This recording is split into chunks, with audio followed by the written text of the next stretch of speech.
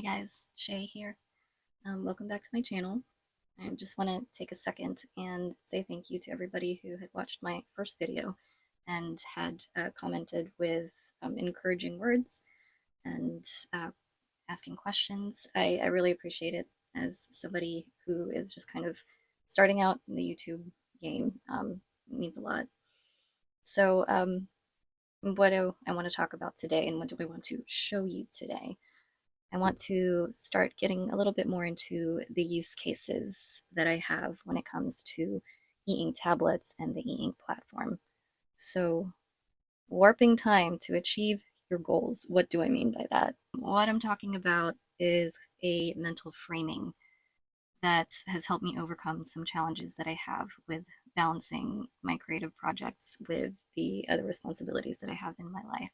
It's difficult for me to share mental space with my professional work and my personal projects.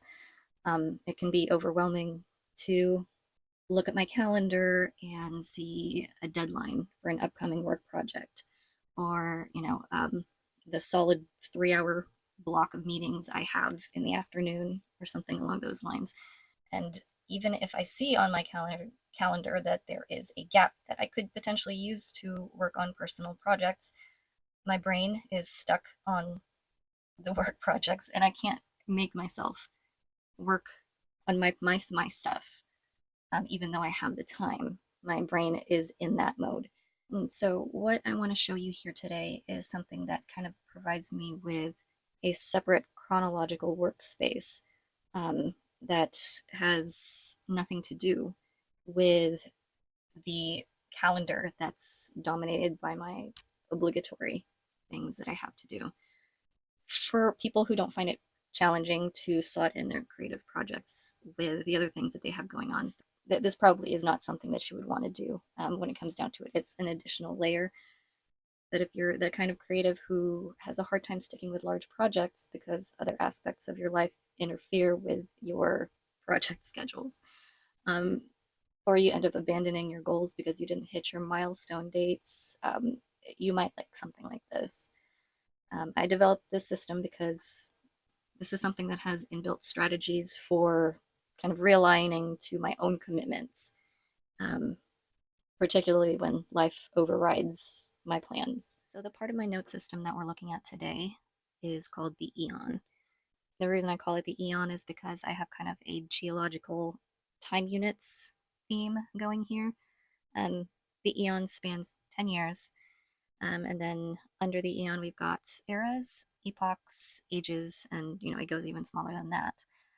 Obviously, we already have time units that everybody uses. So, what is the point of me essentially renaming them?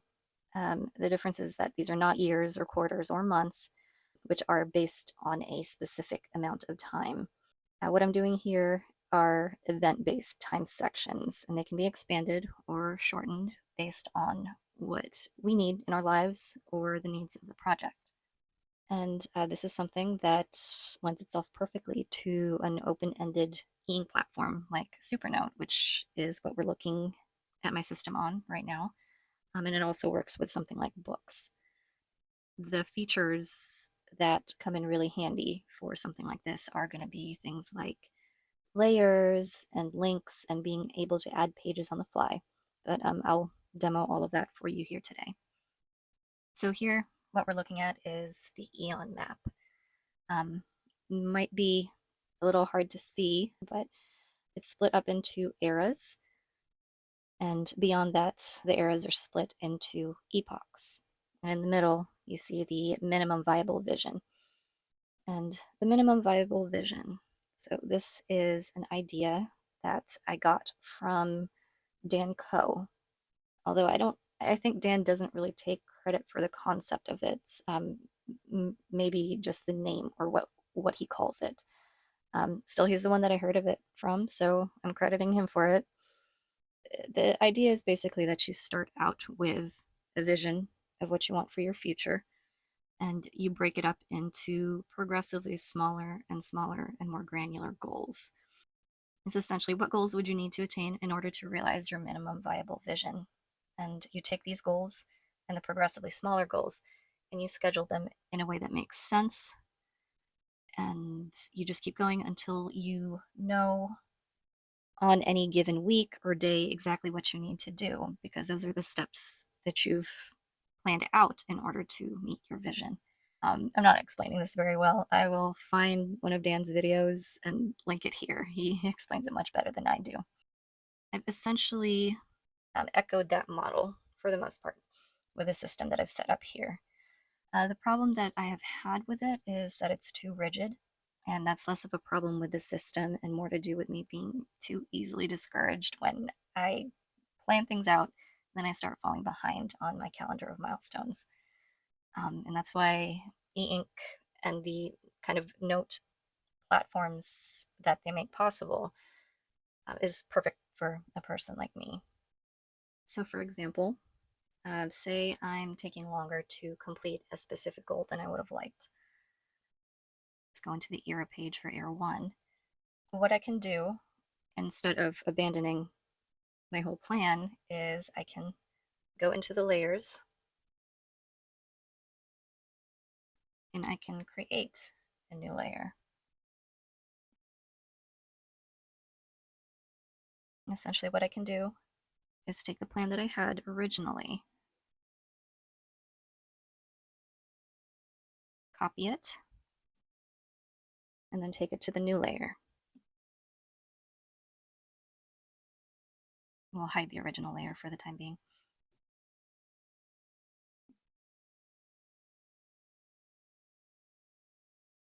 And then on this new layer, what we can do is adjust the things that need adjusting. So let me just make some free space for me here since I've already got the minimum viable vision saved on the other layer. I can free it up here. And let's say where I got stuck is Epoch 1.2. And so say my goals are taking a little bit longer for Epoch 1.2, so I need to forward them into Epoch 1.3. So what I'll do is I'll take these upcoming epochs and copy the current one and put it into the next epoch.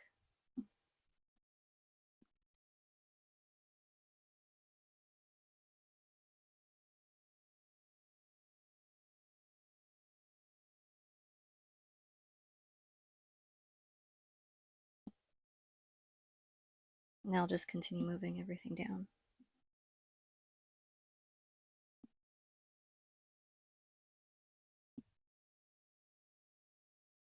And just to explain what I'm doing, I am using the lasso tool, and I am left with the remaining epochs worth of goals. So what I can do with this one is I can forward them into the next era, or I can distribute it backwards so that these goals are still accomplished within this era. I won't do that on camera. That will take a little more tweaking, but essentially what I'm doing here is creating an adjusted plan without having to lose the plan that I had originally. When the original plan is so easy to reference, as it's as easy as toggling the visibility of a couple layers, then mentally I find it easier that way to be able to get back on track, because the original goals are still there. They're still my goals in a way. It's just I have to adjust the way that I achieve them. Another thing that I can do instead of doing musical chairs here on the era page is that I can go one level lower into the epoch and just add some time or another age there. So I'll show you what I mean. I'm currently in epoch 1.2, and this is the epoch map. And so you can see, probably a little small, but I've got 4 ages in this epoch. My numbering convention is the first number is the era, the second is the epoch, and the third number is the age. So I'm currently in age 1.2.2, and let's say I need some more time to complete the tasks that I've assigned myself in this age. So I can go to that age. It's not complete yet because I haven't gone through all this time, but let's see, say that I've come to the end of it and I need some additional time in this age to complete the tasks, I can just copy the current page and paste the page. So essentially, you can't tell that I'm swiping between pages because they're identical. I've got two age 1.2.2s. That's a horrible looking one. There we go. That's better. And basically, whatever tasks or goals I have left in this age, I can follow over into this second iteration of age 1.2.2 and finish them up there. And I would need to change the dates, and obviously the tasks would be redistributed also. And what I would do is go to the epoch map, and I'm going to be sloppy here because I'm doing it on camera, but do something like that. And I would link it to the second age 2.2.2, age 1.2.2. So the original link goes to the first one, and the link that I made goes to the second one. And so obviously something like this, where you can add additional pages, you can link to them, you can add layers, clearly something that would be impossible to do with a paper planning system. And if you're here, I feel like I probably don't need to convince you of the benefits of e-ink over, say, like a traditional LCD or OLED screen, where admittedly there are probably tools where you can have in effect something similar to this, where it's a non-linear planning system. But then you've got, the screen glowing in your eyes and it's uncomfortable to write on. So with e-ink, you basically have those benefits of the digital version, but you're writing on something that feels a lot more similar to a paper planner system. And you can get features like that on the Supernote. They're also available on the Boox platform. That kind of, following on our time theme here, you can alter, quote unquote, alter timelines this way as well. You can revisit a place in your project history where you might have gone the wrong direction, and you can decide to take another, like a fork or a branch of a Git repo, if you're familiar with that kind of programming terminology. So this would essentially be like, you could create like a fork of age 1.2.2 and create links to the other forks there, and maybe create another one here. Obviously, it's a hasty representation of that, but I think you know what I mean. One other example of time warping that I use in my system is a flexible concept of days and hours. So when I've taken my minimum viable vision and I've drilled it down from the 10-year plan all the way down to the week, what I end up with is a set of 4 distinct goals that I want to accomplish within that week. Stretch goal is that these days will actually be only 4 days out of the week, but because I'm still kind of figuring out my system and I have to slot in my project work in between full-time work and my family, these 4 days are definitely not always going to end up being 4 days. And so what I do is I have this row here, which is dedicated to the flexible days, and then this row here that's actually dedicated to the days of the week. And I essentially can take my planned out days and assign them to any of the 7 days of the regular week. And here you can see how I have made arrows pointing to the specific days that I've actually done the work of that I've assigned to one of the 4 days. And sometimes it takes a little bit longer. Like you can see here, this day was extended into the following day. and sometimes it's finished more quickly, although I don't think I have an example of that on this chart here. And so that's flexible days, and also the same concept can be used for flexible hours. So similar to the 4 days, I have 4 hours, which in which I distribute 4 tasks or goals for that day. And where I have the X's here are hours where I'm just not available. Like I'm asleep here, or I'm working out here, I'm working. And so where I have space available, a little bit of free time here and there, is where I will accomplish the tasks within these 4 hours. So I wanted to just very briefly cover my usage of the Eon system on the Boox platform. And like I mentioned in my first video, I tend to use the Boox Note Max for my professional work, and I tend to use the Note Air 4C for managing my home life and family life.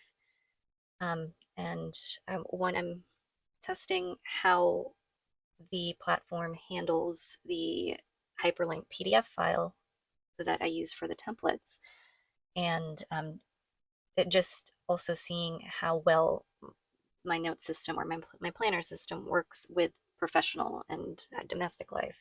And so far, it doesn't seem to be the best fit, especially when we are talking about um, the 4 days that you plan out. And I haven't filled this out, obviously, but the 4 days don't lend themselves very well to a 5-day work week. And when you're talking about family life, that's 7 days a week. And so I'm going to keep doing my R&D to see if I look at it in a more project-based way for both my work and my home life, if this could be a good system for those two. But it may just end up that I come up with a different system to help me manage those parts of my life. But I did kind of want to mention where I noticed that the Boox platform does seem to be a little stronger than the Supernote platform for this. Um, I'll mention that it seemed like Supernote had a bit of a hard time managing the rather large hyperlinked PDF file that I use for my template. There was very long load times for each page that I navigated to. And I think that may have been at least partially due to the fact that they were real-time recognition notes, and so that probably added to it. But I haven't noticed any similar lag when I tried the same size template file, actually larger, because I had added more templates at that point when I started testing it here. And obviously there's Boox has the ability to zoom in, which is not something that the Supernote platform supports, at least not in its .note files. You're able to zoom in on the PDF files that you import as documents, I believe. And I will have updates on this later on. Yeah, so that is my use case for today. I hope you enjoyed it and that you got some ideas out of it. And I know it's not for everybody. This is me wanting to share the ways that I have overcome challenges that I've faced when it comes to trying to get things done. And I'm kind of betting on the likelihood that I'm not as weird as I've always felt like I am, and there's brains like mine, and there's somebody out there that I can help out with the things that I've learned and developed. I guess the point that I'm trying to get across is that you never know who you're going to help. And I think that's it for today. Thanks, guys. Bye.